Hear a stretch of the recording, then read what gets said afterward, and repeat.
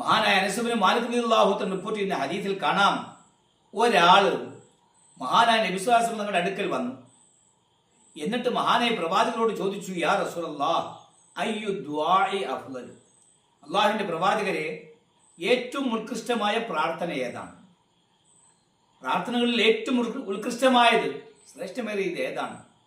നബി സല്ലല്ലാഹു അലൈഹി വസല്ലം പറഞ്ഞു, സൽ റബ്ബക, നീ നിന്റെ റബ്ബിനോട് ചോദിക്കുക, അൽ ആഫിയത വൽ മുആഫാത ഫിദ്ദുനിയ വൽ ആഖിറ, ആഫിയത്തിനെ ചോദിക്കണം, ശരീര സുഖം. അള്ളാഹു നിനക്ക് സുഖം തരുന്നതിനെ, ആഫിയത്ത് നൽകുന്നതിനെ നീ അള്ളാഹിനോട് ചോദിക്കുക. വൽ മുആഫാത, മുആഫാത്തിനെയും ചോദിക്കുക. മുആഫാത്ത് അതും സുഖം തന്നെയാണ്, രക്ഷയുണ്ടാകലാണ്.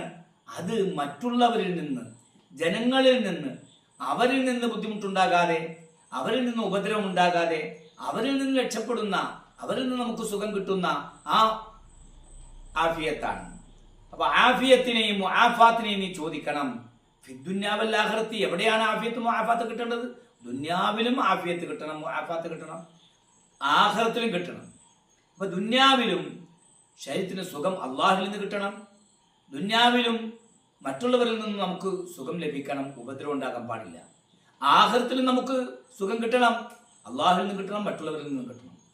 മറ്റുള്ളവർ നമ്മെ ഉപദ്രവിക്കാൻ ആഖിറത്തിൽ, നമ്മൾ ഈ ലോകത്ത് അവരെ ഉപദ്രവിച്ചിട്ടുണ്ടെങ്കിൽ അവർ നാളെ പരലോകത്ത് നമ്മുടെ അമലുകളൊക്കെ പിടിച്ചെടുക്കാൻ വേണ്ടി വരുമല്ലോ. അപ്പോൾ മറ്റുള്ളവരിൽ നിന്നെല്ലാം ദുന്യാവിലും ആഖിറത്തിലും നമുക്ക് രക്ഷയുണ്ടാകണം, സുഖം ഉണ്ടാകണം. അള്ളാഹുവിൽ നിന്നും ദുന്യാവിലും ആഖിറത്തിലും ആഫിയത്ത് കിട്ടണം. ഇത് നീ നിന്റെ റബ്ബിനോട് ചോദിക്കാനാണ് മഹാനായ നബി സല്ലല്ലാഹു അലൈഹി വസല്ലം തങ്ങൾ ആ മനുഷ്യനോട് പറഞ്ഞു.